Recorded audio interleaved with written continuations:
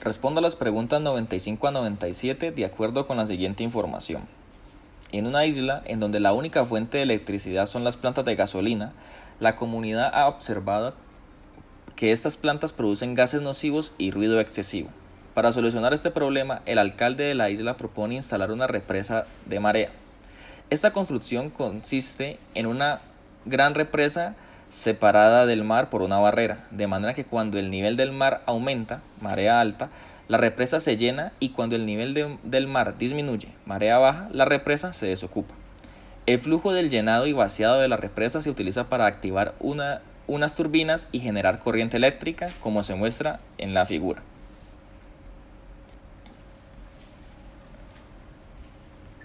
Antes de instalar la represa de marea, el alcalde contrata a un grupo de investigadores para medir los efectos ambientales que trae la instalación de una represa similar en una isla vecina, enfocándose en la variación en la población de una especie endémica del cangrejo.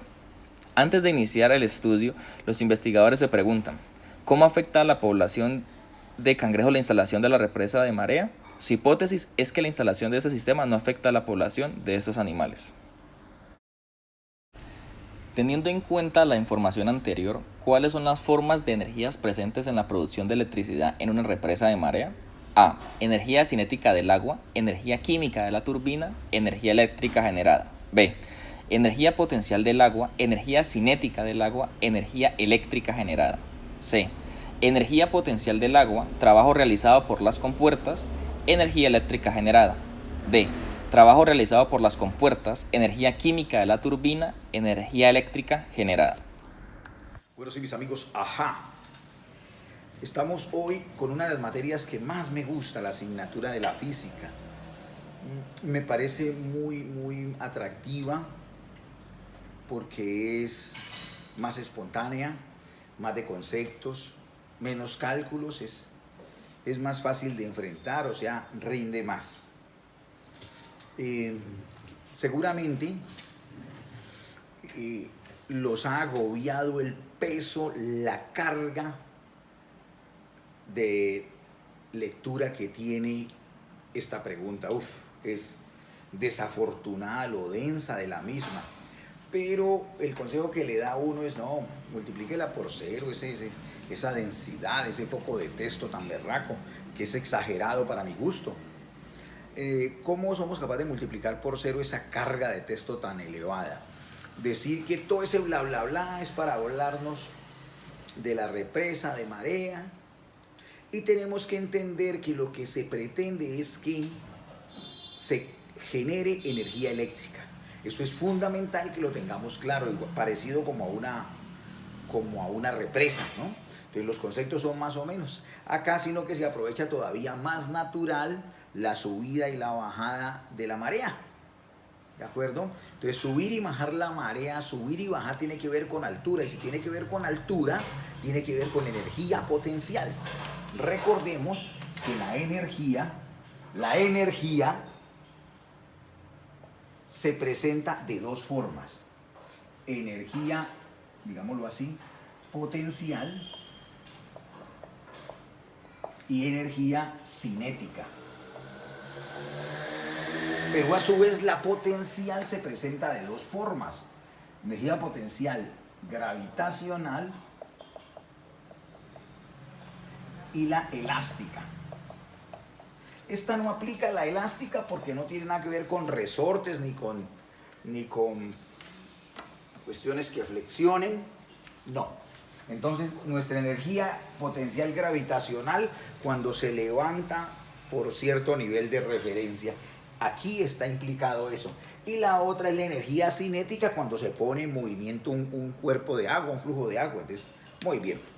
La pregunta 95, respecto a toda esa teoría, ¿sí o no?, nos dice: teniendo en cuenta la información anterior, ¿cuáles son las formas de energía presentes en la producción de electricidad en una represa de marea?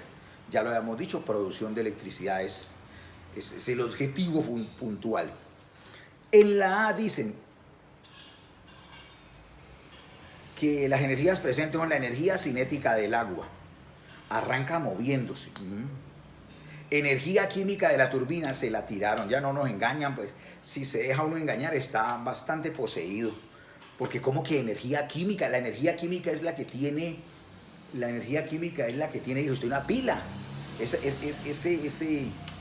Esa interacción dentro de la pila para que se generen los electrones, eso es energía química. Pero de la turbina, ¿cómo se le va a ocurrir? En la turbina no están presentándose procesos químicos. Entonces el que marcó la A le quedó un poquito malita. Porque al final sí hay una constante en todos los literales A, B, C y D. Dice la última, energía eléctrica generada, energía eléctrica generada. Entonces, saber que al final lo que se busca en la generación de energía eléctrica no es una ventaja, porque está en todas. La B dice, energía potencial del agua. Cuando la marea sube, bueno. B, energía cinética del agua. Y D, energía generada. Esa me gusta bastante. Si uno primero el agua entra, se concentra, ¿de acuerdo? Y tan pronto baja la marea, ese cuerpo de agua empieza a escarbar, a pedir campo, y esa energía potencial que tenía se transforma en energía cinética. Esa energía cinética es la que hace mover las turbinas. Y ese movimiento de la turbina se convierte en energía eléctrica. Ese es el fenómeno que pasa. La respuesta es la B. Pero sigamos analizando porque eso hay que seguirlo mirando para ir a la fija. La C dice energía potencial del agua, me gusta. Sigue de trabajo realizado por las compuertas. Ay, papá, si marcó esto, sí, que Dios se apiade de su alma. Las compuertas no hacen trabajo, ¿sí? Las compuertas no hacen trabajo, entonces, listo. Y la D dice trabajo realizado por las compuertas. Pues madre, pues si las compuertas realizaran trabajo, todas las partes estarían llenas de compuertas porque hacen trabajo. Bueno, muy bien. Entonces, la respuesta correcta de la 95, recordémoslo, energía potencial del agua, energía cinética del agua y energía eléctrica generada. Entonces, respuesta la B, papito. Más fácil, no canta una pantera enfurecida. Vamos con más. Pregunta 96. Para confrontar su hipótesis, los investigadores realizan un experimento y obtienen los resultados que se muestran en la siguiente gráfica. Un promedio de cangrejos en la costa después de la instalación de la represa. Según los resultados, los investigadores descubrieron que su hipótesis era falsa. ¿Cuál de las siguientes es una conclusión adecuada para la investigación? A. La instalación de la represa de marea ha causado el aumento en la población de cangrejos durante los últimos 2 meses. B. La instalación de la represa de marea solamente ha disminuido la población de animales de los cuales se alimentan los cangrejos. C. La instalación de la represa de marea ha causado la reducción continua de la población de cangrejos durante el último año. D. La instalación de la represa de marea solamente afectó la población de cangrejos durante los 3 primeros meses. Bueno, muchachos, seguidamente la pregunta 96, en verdad esta sí no es sencilla. Esta es tera sencilla. ¿Por qué? Porque dicen en su supuesto, en su hipótesis mejor, para hablar con técnicos, con términos científicos, los muchachos, los investigadores habían dicho, vea, esa represa de marea no va a afectar la cantidad de animales, ¿cierto? En ese caso, cangrejos. Y esta es la cantidad de cangrejos, y en un año pasó eso. Si no nos queda claro de que casi acaba con esos pobres animalitos, yo no sé en qué pensar. Entonces, con solo un golpe de vista, este hombre, por eso no exagero al decir que era tera fácil. Es ofensivo que no les quede buena. Si arrancan con, ni siquiera les coloco la escala que los tratan de tramar, que por 1000, ¿cierto? Que aquí multiplique por 10 a la 3. Pues entonces simplemente lo leen 1000. Si aquí tienen 3, entonces 3000. Eso es todo. Si tienen 30, 30.000.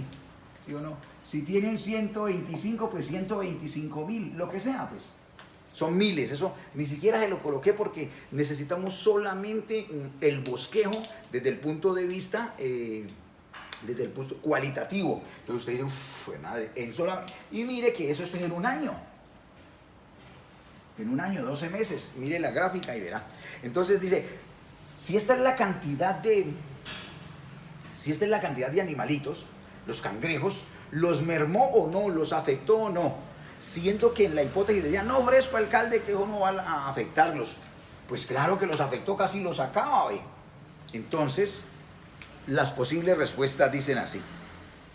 Según los resultados de los investigadores descubrieron que su hipótesis era falsa, pues claro, dijeron que no afectaba la cantidad de cangrejos y casi los extingue, ¿cierto?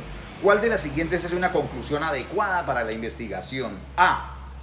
La instalación de la represa de marea ha causado el aumento de la población de cangrejos durante los últimos meses. Nada que decir. B. La instalación de la represa de marea solamente ha disminuido la población de animales de los cuales se alimentan los cangrejos. A nosotros nos han hablado de otros animales, ¿cierto? Que alimenten a los cangrejos. Estamos hablando de la cantidad de cangrejos, entonces no se deje tramar, no enrede, ¿sí o no? C. La instalación de la represa de marea ha causado la reducción continua de la población de cangrejos durante el último año. Evidentemente, esta es la respuesta, ¿sí o no? La C. La D. La instalación de la represa de marea solamente afectó la población de cangrejos durante los 3 primeros meses. Era muy elemental, ¿cierto? Sí la afectó. Respuesta A, C, papito. ¿Sí? Como ven, esto de la física es muy fácil, es muy lógica y sin tanto cálculo, solamente con secticos.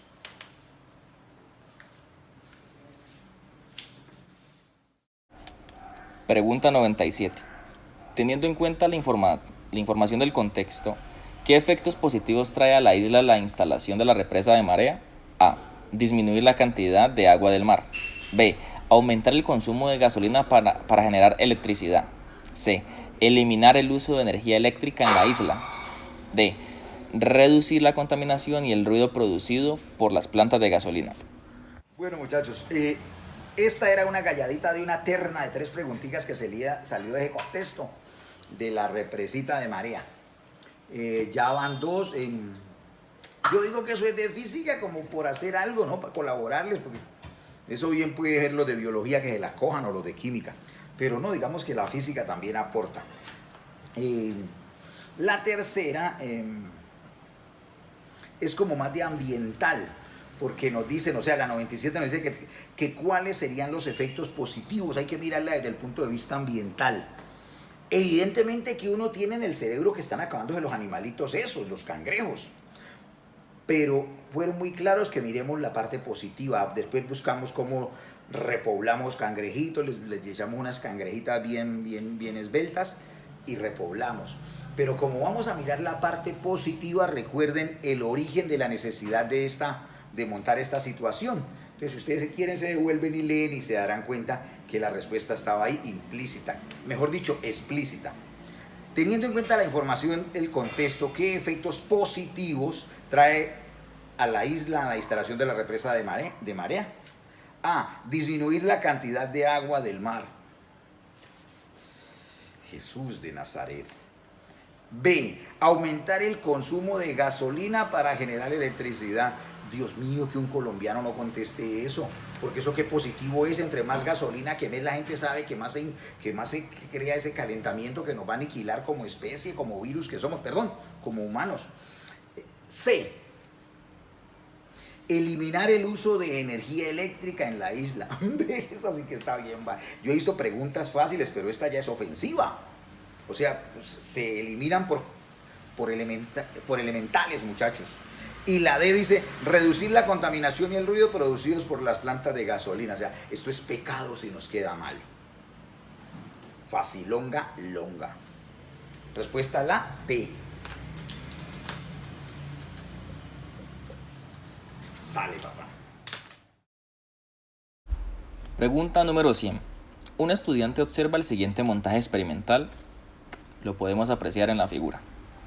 Una espiral de papel y una vela, ubicada en una plataforma. Cuando se enciende la vela, aumenta la temperatura del aire que se encuentra a su alrededor y este asciende, consiguiendo que la espiral de papel se mueva. ¿Cuáles son las formas de energía inicial y final presentes en este montaje experimental? A. energía gravitacional de la vela a energía cinética de la espiral de papel, respectivamente. B. Energía química de la vela a energía cinética de la espiral de papel, respectivamente. C. Energía térmica de la espiral de papel a energía química de la vela, respectivamente. D. Energía gravitacional de la espiral de papel a energía química de la vela, respectivamente. Pregunta número 100. Perfecto ese número porque es un cuadrado perfecto. ¿Cierto? Bueno. Uno ve el muñequito y se acuerda que ese ejercicio o ese experimento mejor, muchos muchachos, niños lo hicieron en el colegio, ¿cierto? Sostener esa espiral de una aguja, ¿cierto? Y ponerle la vela. De lo que recordamos de eso, de lo que se infiere, es que ese aire caliente asciende, tiene que ver con la densidad de todo, ¿cierto? El aire se aliviana, o sea, se hace menos denso cuando se calienta, pero los globos de diciembre, que hacen tantos allá en el sur del Cauca, ¿cierto? Entonces eso asciende y que la gente los libera y se van.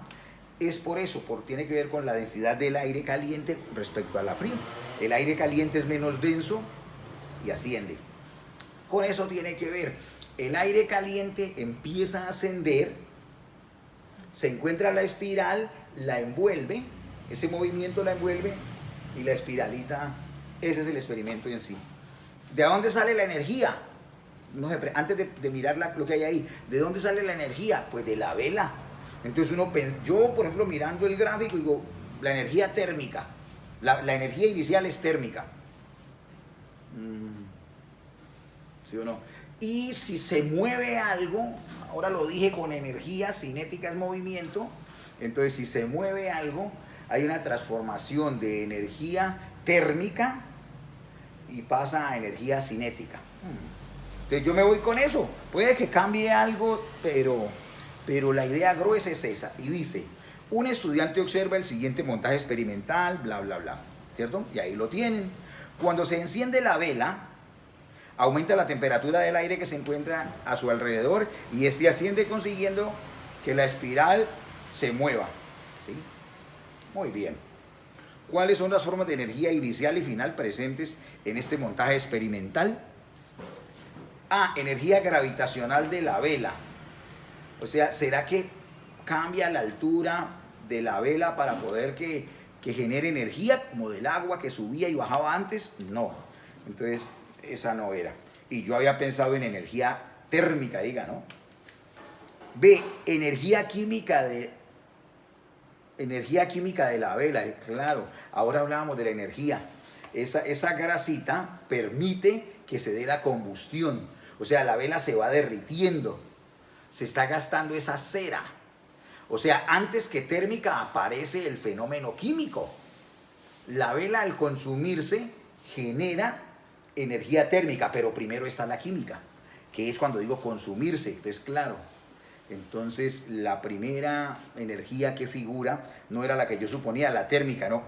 Para poder que se genere esa energía térmica se tiene que consumir, tiene que haber energía química presente. Entonces, la B dice eso, energía química de la vela, y dice a energía cinética de la espiral del papel respectivamente. Me gusta esa, pero busquemos a ver si hay más. C, energía térmica de la espiral, papito, ella no se prende ni se calienta, ni la espiral genera calor como tal, se calienta porque la calienta la vela, entonces ahí ya quedó malito. A energía química de la vela, eso sería como un proceso es hasta imposible, irreversible, no hay forma de que eche del movimiento de la espiral, haga que se prenda la vela, difícil hasta de entender esa, pues. D, energía gravitacional de la espiral de papel a energía química de la vela, respectivamente, no. Está también sencilla, era simplemente, es la energía química de la vela que en un paso alterno se vuelve térmica, pero eso no lo nombran, no es importante porque dijeron primera y última, y después se vuelve un movimiento, o sea que energía cinética de la espiral, respuesta la B.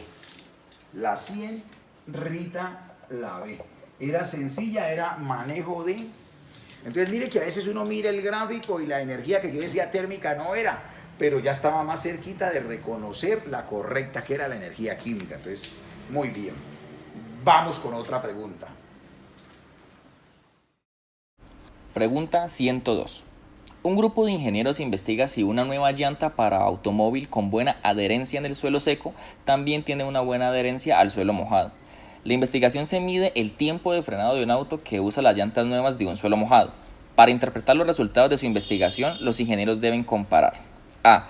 La temperatura de la llanta antes y después de la prueba. B. Sus resultados con los resultados de una prueba en el suelo seco. C. El valor de la presión del aire en la llanta antes y después de la prueba. D. Sus resultados con el valor de humedad en el suelo durante toda la prueba. Bueno, otra preguntita que asumo que tienen algún viso de la física. Dice, un grupo de ingenieros investiga si una nueva llanta para automóvil con buena adherencia en el suelo seco también tiene buena adherencia en el suelo mojado, para que difícilmente derrape un auto, ¿no? Cuando escuchan la palabra derrape, pues entonces ya van fortaleciéndose también en lectura crítica. En la investigación se mide el tiempo de frenado de un auto que usa las llantas nuevas en un suelo mojado. Para interpretar los resultados de su investigación, los ingenieros deben comparar. Entonces, ya sabemos que hicieron la prueba en suelo mojado, ¿sí o no? Entonces dicen que el haber hecho las pruebas de la distancia de frenado en suelo mojado, todos sabemos que sí, que en suelo mojado se necesita más distancia para frenar. ¿Por qué? Porque disminuye el rozamiento entre la llanta y el suelo. Bueno, entonces suelo mojado.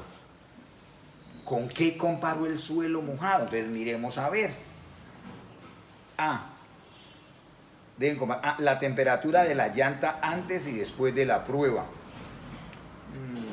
Uno intuye de que la temperatura se va a incrementar por el quemón. Eso echa, acuerden que eso echa hasta humo cuando los pelados pican, ¿no? O en las películas a veces echa humo. Entonces, pero que eche humo, que pique, que no pique, no es sustantivo acá. Necesitamos saber, es una comparación de el tiempo o la distancia de frenado en suelo frío, en suelo mojado. Casi que se me sale la palabra que tengo en la mente, y suelo seco, pero esperemos a ver. B, los resultados con los resultados de una prueba en suelo seco, pues claro, ¿cierto? Así de elemental era, ya lo hicimos en suelo seco y necesitó tanta distancia cuando va a tanta velocidad, porque esa variable la necesita, ¿no? Y después, ahora vamos a suelo mojado, con esa misma velocidad, ¿qué distancia de frenado? Esa sería la comparación. Resultados en suelo seco comparados con resultados en suelo mojado. Sigamos mirando más porque esto es muy bueno. C, el valor de la presión del aire en la llanta antes y después de la prueba. Pues eso es bueno como datos tenerlos, como la primera de las temperaturas, pero acá no es importante, ¿sí? Acá no es importante. Esa prueba es importante para, por ejemplo, cuando un carro va, una tractomula va de Pasto a Barranquilla, es bueno saber cómo cambia la presión, ¿no? Cómo se incrementa para después cuidar que no vaya a estallar una llanta por lo caliente, pero acá no es importante. Y la D dice, sus resultados con el valor de la humedad del auto durante la prueba, no, la humedad del ambiente debe ser. La humedad del ambiente acá no tiene nada que ver, ni el valor del suelo, la humedad del suelo. Lo clarito que necesitaba, suelo seco, suelo mojado. Así de simple, respuesta la B. Fácil. En estas preguntas hay que ser un poco lógico, un poco como de la vida, como de la realidad inmediata. O sea, sentido común. Yo lo veo así, sentido común, y esto va saliendo muy bacanamente. Pregunta 107. Un jugador de fútbol practica sus cobros. Sus cobros siempre salen con la misma rapidez y lo único que cambia es el ángulo de lanzamiento del balón. En la siguiente figura se muestran 5 de los cobros hechos por él. el eje vertical, el eje horizontal, como está planteada en la figura. Teniendo en cuenta la información anterior, ¿cuál de las siguientes tendencias explica mejor las trayectorias de los cobros mostrados? A. Cuanto mayor sea el ángulo del cobro respecto al suelo, mayor será el desplazamiento y la velocidad del balón a lo largo del eje horizontal. B. Cuanto mayor sea el ángulo de cobro respecto al suelo, mayor será la altura máxima que alcanza el balón. C. Cuanto mayor sea el ángulo de cobro respecto al suelo, menor será el tiempo que el balón permanece en el aire. D. Cuanto mayor sea el ángulo de cobro respecto al suelo, menor será la aceleración a la que se somete el balón. Bueno, para los que les gusta el fútbol, pues, ¿sí o no? No se vayan a dejar enredar. La mayoría de los colegios y los muchachos y todo trabajan el lanzamiento parabólico, ¿cierto? No se ve, entonces raspó y perdió, borremos el verde y tirémosle el rojo. Muy bien, ¿sí o no? Y y X. ¿De acuerdo? Entonces, ¿qué es lo que más trabajamos? Allá el lanzamiento parabólico. La gente ya incluso sabe de memoria que el mayor alcance X, que el mayor alcance se da con 45 grados. Ahí no lo tienen, pero es un recorderis ahí gratis a nombre de la abejita. Muy bien. Eso se logra para una misma velocidad inicial, ¿sí o no? V sub 0. Y si vos le movés el ángulo, pues, ¿cierto? ¿Sí o no? También hay un criterio importante ahí, por ejemplo, que el máximo alcance se logra con 45 grados, ¿sí o no? Si le envergamos, por ejemplo, 15, entonces el ángulo se vuelve 30, ¿cierto? 30 y con 30 alcanza otra distancia. Y si a 45 como a 45 le restamos 15 y lo volvimos 30 y vimos dónde cayó, si le aumentamos también 15 a 45 se vuelve 60 y lo lanzamos y cae en el mismo lugar de lo que cayó para 30. Entonces esa es otra norma que se trabaja ahí, ¿sí? Eso siempre sucede. Si a 45 le quito, por ejemplo, 30, lo dejo en 15 y hago ese lanzamiento con 15 grados y a 45 le aumento 30 y llego a 75, quiere decir que el mismo alcance que tiene para 15 lo tiene para 75. Entonces son como ángulos complementarios a 45, tienen simetría para llegar al mismo lugar, ¿sí o no? Listo. Eso no lo están preguntando, es obsequio a nombre de la abejita Conavi. Pero aquí nos preguntan teniendo en cuenta la información anterior, ¿cuál de las siguientes tendencias explica mejor las trayectorias de los cobros mostrados? Entonces, mira que entre más hagas crecer el ángulo, mayor es la altura. ¿Sí o no? Entonces, entre más... Y de hecho, cuando lleguemos a 90, o sea, que salga por ahí por el eje Y, que un movimiento vertical, pues seguramente será así, ¿no? ¿Cierto?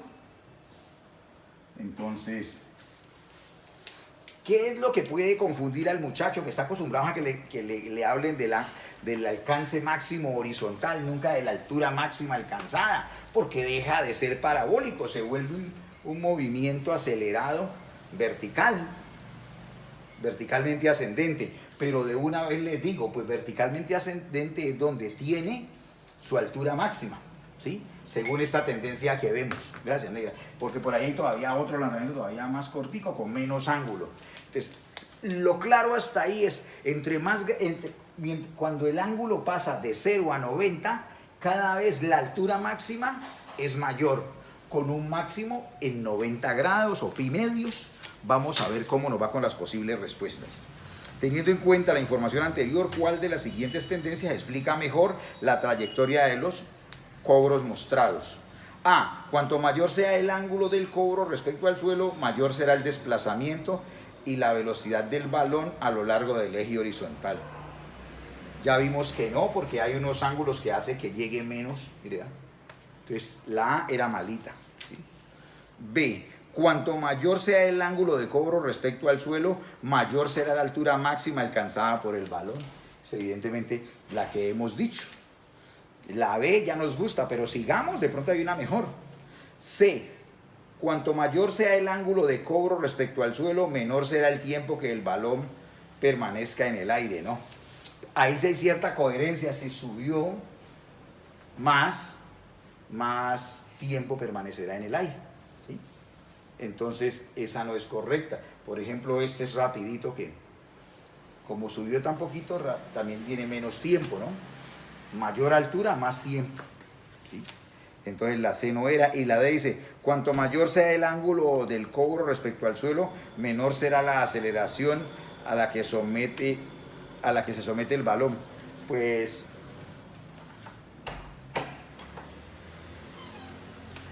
la aceleración sustantiva aquí, en este análisis ramplón de esos movimientos parabólicos, porque eso es mucho más complejo de lo que parece, hay que tener en cuenta el aire, la densidad, incluso unas parábolas que uno ve la parábola así, pero no ve la parábola así, por ejemplo, como en los balones esos todos raros que disparan esos jugadores que saben. Entonces, aquí solamente como aceleración se trabaja la de la gravedad, ¿sí?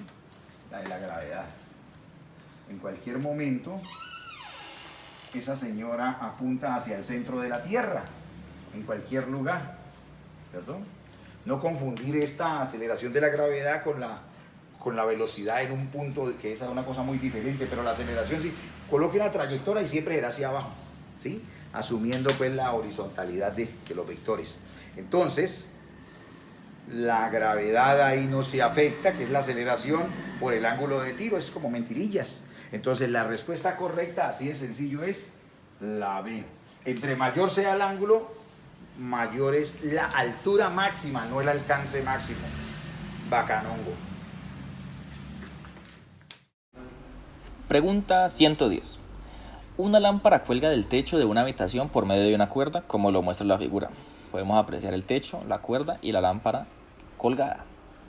El peso de la lámpara se contrarresta por la fuerza de tensión de la cuerda y, por ello, la lámpara permanece en reposo. ¿Cuál de los siguientes diagramas muestra correctamente las fuerzas que actúan sobre la lámpara? Diagrama A, diagrama B, diagrama C o diagrama D. Salió trica, otro brinquito de las 107 a las 110. Esta sí, de hecho, la peleo del campo de nuestra física. Qué pena con los biólogos, los bioquímicos y los químicos. Esto sí, hermano, tensiones y fuerzas, me la peleo de nosotros los de la física. Bueno, entonces lo que dicen es que se tiene, esto es muy elemental, es un problema de estática de la partícula, ¿sí o no? Una lámpara cuelga del techo de una habitación por medio de una cuerda, como se muestra en la figura. No vamos a mirar esto, sino que hagámosle lo poquito o nada que uno sabe del diagrama de fuerza, ¿sí o no? Entonces uno sabe que por de aquí para abajo está el peso que tenga esa vaina, esa lámpara, en ese caso, ¿sí o no? Va para abajo buscando el centro de la Tierra. Y como reacción, porque si no se cae, pues está la guasca esa, la cuerda, y genera un vector de la misma magnitud, pero que sea más o menos igual. Hagámosle trampita para que salga de ahí, ¿no? Entonces, esta debe ser igual a la de arriba. Hay manes que no le ponen cuidado a eso, todos relajadotes. Por ejemplo, le hacen este dibujo y ellos creen que son iguales y no pillan que le están diciendo que este para abajo es más grande. Entonces, esa vaina va a echar para abajo, está desequilibrada. Entonces, hay que tener en cuenta los detalles. Si se le colocan en la mitad es diferente. Entonces, los detalles. En este caso, el detalle es que las dos fuerzas se equilibran, la lógica. ¿Sí? Pues allá. ¿Qué otra fuerza hay ahí? No hay más. Son las únicas fuerzas que yo veo presentes en una lámpara colgando de una cuerda de un techo. ¿Sí? Eso. Ahora sí, volvamos aquí y dice así. El peso de la lámpara se contrarresta con la fuerza de la tensión de la cuerda y por ello la lámpara permanece en reposo. ¿Cuál de los siguientes diagramas muestra correctamente las fuerzas que actúan sobre la lámpara? ¿Cómo ha cambiado estas preguntas del IFES? Se han vuelto un eufemismo decir que se han vuelto muy amigables. Así es mi mejor expresión. Las pruebas se han vuelto muy amigables. Entonces, en la A hay dos fuerzas hacia arriba. Que Dios se apiade de nosotros. Esa lámpara se mete al techo, ¿sí o no? Si no tiene fuerza hacia abajo que la equilibre, entonces no podría ser esa. La B, lo mismo, pero con las dos fuerzas para abajo. Dios, perdónanos porque no sabemos lo que hacemos. Voy a saltarme la C, que es la correcta, que es la que yo tengo ahí. Por la D, que le aparecen dos fuerzas hacia los lados. Dios mío, bendito. Una tensión que para acá, por Dios santo. Uno, es que ni el más recochero del salón marcará eso como por... Pero ¿qué tienen que ver esas fuerzas horizontales? Si, por Dios santo. Y el... ¡Ay, no!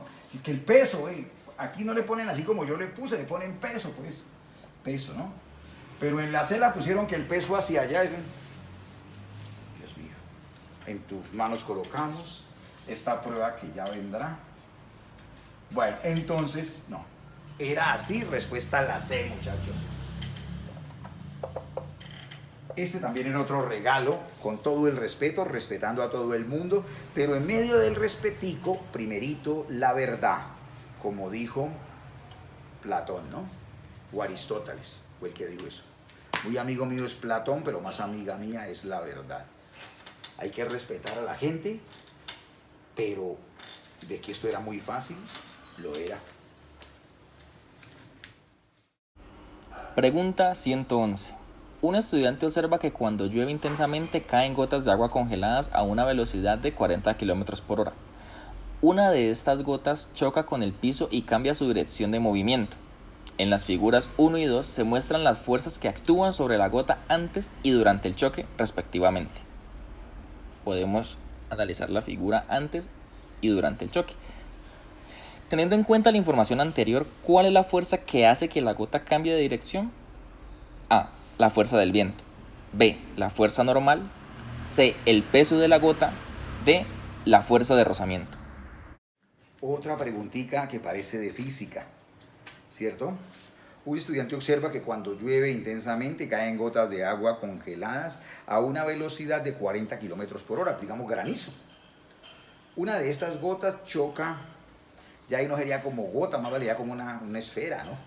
Como una partícula. Choca con el piso y cambia de dirección de movimiento. En las figuras 1 y 2 se muestran las fuerzas que actúan sobre las gotas antes y después del choque respectivamente. Bueno, miramos eso, las fuercitas, bla, bla, bla, el viento. Y la segunda, que es la que nos interesa, dice durante el choque. ¿Sí? Teniendo en cuenta la información anterior, ¿cuál es la fuerza que hace que la gota cambie de dirección? Pues para que cambie de dirección es cuando ya interactúa, cuando ya hay choque. Antes de esto no me interesa.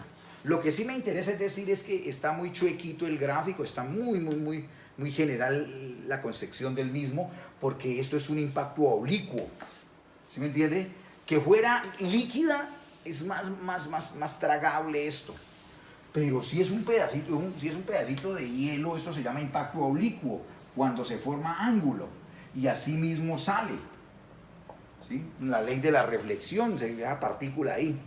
A no ser de que a esa velocidad se estallara, pues, pero entonces ahí no tendría sentido hablar de cambio de dirección. Y si fuera líquido, pues tampoco tendría sentido. Entonces, para que hablemos de cambio de dirección es porque se mantuvo el pedacito de hielo. Pues le coloqué esta rayita en rojo porque así debiera ser, así como venía es. Pero bueno, quitémosle este poquito de verdad, de realidad, para hacerla así sencillo como ahí la plantean.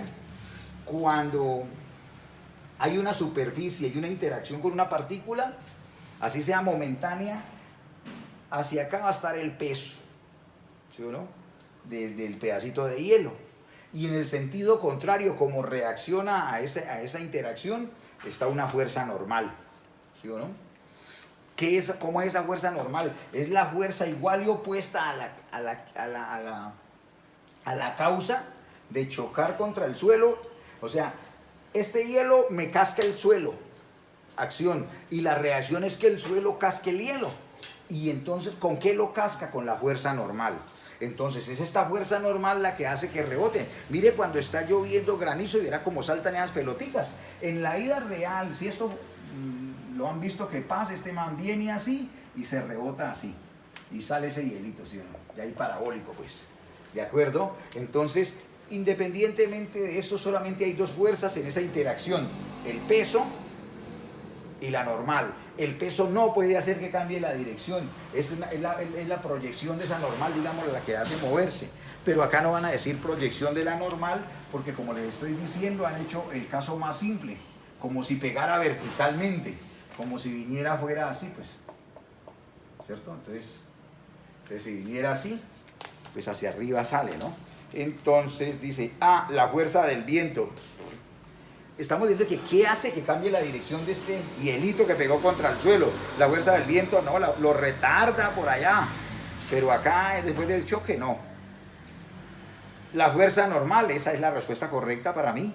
C, el peso de la gota, ahí oiga, tiene nada que ver, va para abajo, antes si no existiera la normal lo meterías, ¿cierto? Si esto fuera muy poco denso, una mantequilla, pues, echa para allá.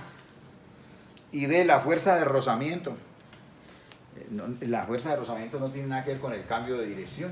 Sí tiene que eventualmente darse algo de rozamiento ahí, pero no es sustantivo para el cambio de dirección. Entonces la respuesta correcta es la normal y aparece en la B. Rita, la B. Sencillito, muchachos, como siempre. Ya casi terminamos la tandita de 10 que nos prometimos. Pregunta 112. Un grupo de investigadores realizó mediciones de la temperatura promedio anual en una región durante 5 años consecutivos. Se observa un aumento de al menos 1 grado Celsius en la temperatura promedio después del 5.º año. El grupo quiere conocer los fenómenos que causaron este aumento de temperatura en la región. ¿Cuál de las siguientes preguntas puede resolver mediante una investigación según el campo de las ciencias naturales? A. ¿Cuál es el efecto del aumento de la temperatura en las finanzas del gobierno de la región? B. ¿Cuál será el partido político beneficiado en las próximas elecciones debido al aumento de la temperatura? C. ¿El aumento de la temperatura ha favorecido el desplazamiento de personas en la región? D. ¿Ha variado la intensidad de luz emitida por el sol durante los últimos 5 años, lo cual causa el aumento de temperatura? Bueno, muchachos, aquí hay una pregunta que no pareciera tanto de física, pero se puede atacar desde cualquiera de sus amigas, desde la biología, desde la química, porque tiene que ver con el entorno. Entonces cualquiera la puede, dentro de las naturales, cualquiera la puede reclamar. ¿Por qué? Porque los físicos, los químicos, los biólogos, los bioquímicos, los fisicoquímicos, todos tenemos que ver con el medio ambiente, con su cuidado, con la problemática del cambio climático, el efecto invernadero, bla, bla, bla, bla, bla. Y dice así la pregunta 112. La pregunta 112. Un grupo de investigadores realizó mediciones de la temperatura promedio anual en una región durante 5 años consecutivos. Se observa un aumento de al menos 1 grado Celsius en la temperatura promedio después del 5.º año. El grupo quiere conocer los fenómenos que causaron este aumento de la temperatura en la región. ¿Qué será lo que nos está calentando el planeta? Ya la gente sabe que eso tiene que ver con un roto por el que se metía la energía y después ya no salía, ¿cierto? Después que dijeron, no, es que no es solo eso, sino que el efecto invernadero. Entonces hay un poco de sustancias que no dejan que una parte de la luz, que la parte infrarroja, que es la que calienta, penetra a la Tierra, pero después no puede salir, entonces empieza a rebotar y nos va a chamuscar. Pero los pelados ya saben de eso, uno espera que eso, concepto tan elemental, lo maneje, ¿cierto? Entonces uno ya piensa más o menos en eso. Eso tiene que ser por esas sustancias que se utilizan, por la quema, por el aumento brutal de la quema de hidrocarburos, etcétera, etcétera, ¿cierto? Las chimeneas de las fábricas que han sido inclementes con nuestro planeta. Sabemos todo ese detalle, entonces ya tenemos una pequeña inclinación a saber a qué se refiere. Y la pregunta dice, ¿cuál de las siguientes preguntas puede resolverse mediante una investigación según el campo de las ciencias naturales? Entonces, una pregunta que nos ayude a dilucidar al respecto de por qué, ¿cierto?, se está calentando esta vaina. Dice, ¿cuál es el efecto del aumento de la temperatura en las finanzas del gobierno de la región? Por Dios. Eso puede que sea importante, pero para el caso que tienen que ver las finanzas del gobierno, eso acá no tiene nada que ver. Estamos buscando es algo que nos calienta la región, ¿sí o no? B, ¿cuál será el partido?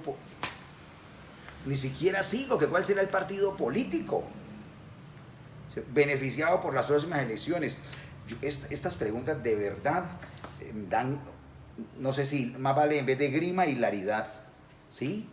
Porque se vuelven incluso hasta ofensivas para una persona con una mediana lectura, así no sepa de física ni de ciencias naturales, esto lo responde, está muy elemental, o sea, se pierde el derecho a equivocarse en esto.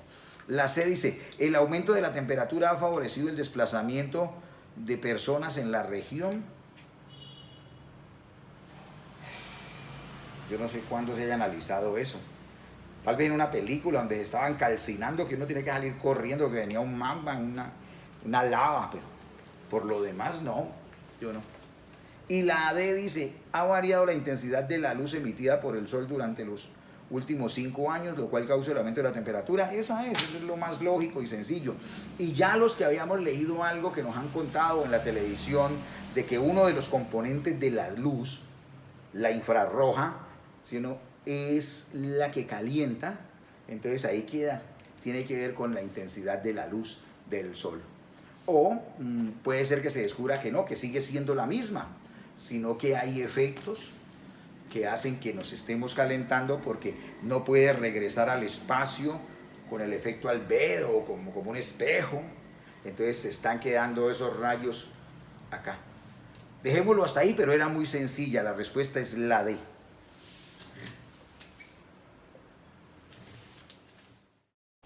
Pregunta 114. La tabla presenta 7 materiales diferentes y su temperatura de fusión. Los materiales en la columna hierro, carbono, cobre, zinc, estaño, níquel y cromo. En la siguiente columna la temperatura de fusión de cada uno.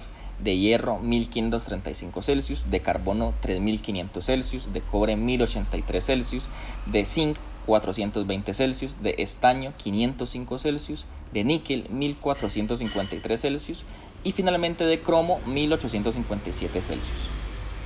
Si se introduce 1 gramo de cada material en un horno y se calientan gradualmente hasta alcanzar una temperatura de 1500 Celsius, ¿cuáles materiales se encontrarán en estado líquido a esa temperatura?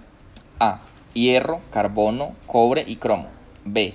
Cobre, zinc, estaño y cromo. C. Cobre, zinc, estaño y níquel. D. Hierro, carbono, níquel y cromo. Bueno, muchachos, con esta preguntita 114 los dejo descansar.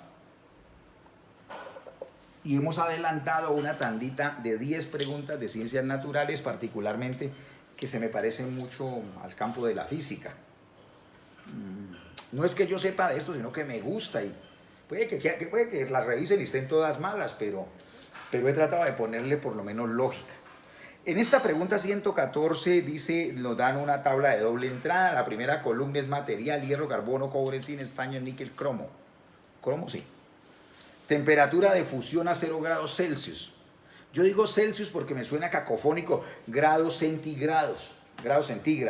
Entonces suena menos cacofónico decir grados Celsius, ¿no? Bueno, esa es la razón. Entonces la temperatura de fusión es volver líquido. Hay un man que decía que volver agua. No, volver líquido. Porque, pues, por ejemplo, el hierro no me puede volver agua. Entonces se vuelve líquido, ¿sí? Muy vientos. Entonces, miren, el hierro necesita 1535 para volverse líquido a esta temperatura. El carbono 3500 es el que más necesita para los que ya hicieron el análisis. El cobre necesita 1083, el zinc es el que menos de energía necesita para volverse líquido, pues 420, 505 el estaño, 1453 el níquel y el cromo 1857. Dice, se introduce 1 gramo de cada material en un horno y se calientan gradualmente hasta alcanzar una temperatura de 1500. Con 1500 miremos qué pasa. El hierro sigue siendo sólido porque necesitas 35 más. El carbono sigue siendo carbono sólido porque necesita 3500. El cobre necesita 1083. Con 1500 se derrite, papá. El zinc ni se diga. El estaño 500 y pico ni se diga. El níquel 1453 ni se diga, se derrite. Y el cromo 1800, ese no. Entonces me quedan 1, 2, 3 sustancias. Hierro, carbono y cromo en estado sólido. Las demás son líquidos, ¿sí? Entonces dice, ¿cuáles materiales se encontrarán en estado líquido a esta temperatura? El único problema es que yo no veo bien, pero ya lo dijimos y es no írselo a tirar. Hierro, carbono, no, porque ya dijimos que el carbono. Entonces, donde vea carbono, no. Ese es el truco de los manes pillos para esto, ¿no? Entonces, como el carbono necesita 3500, no se va a volver con 1500 líquido. O sea, si marcaste la A o la D, te quedó un poquito mala, porque ahí está el carbono que necesita 3500, lógica de primaria. Entonces, está entre la B y la C. En la B y la C arrancan con cobre, zinc y estaño. Cobre, lo miro el cobre, 1083, correcto. Pues tiene que ser porque está en ambas, ¿sí o no? Zinc, también. Estaño, 503 también. Depende del último. El cromo 1800 no puede ser, papito. La B no era. Y la C que dice níquel. Y níquel está a 1400, correcto. Eso era simplemente comparación de tabla. Era más que una pregunta de física, era un examen oftalmológico. Respuesta correcta, la C. Rita, la C. Lo que pretendí no fue que aprendieran física. Como podrán notar, no repasé conceptos, unas cuestiones muy vagas, casi irrespetuosas contra los que sí saben física, pero quería mostrarles que si se trata de llegar a las respuestas correctas, es sencillo con un poco de sentido común. Lo hice con mucho cariño, espero que les sirva y que si encuentran errores, pues aprenden más y me los cuentan. Hasta la próxima.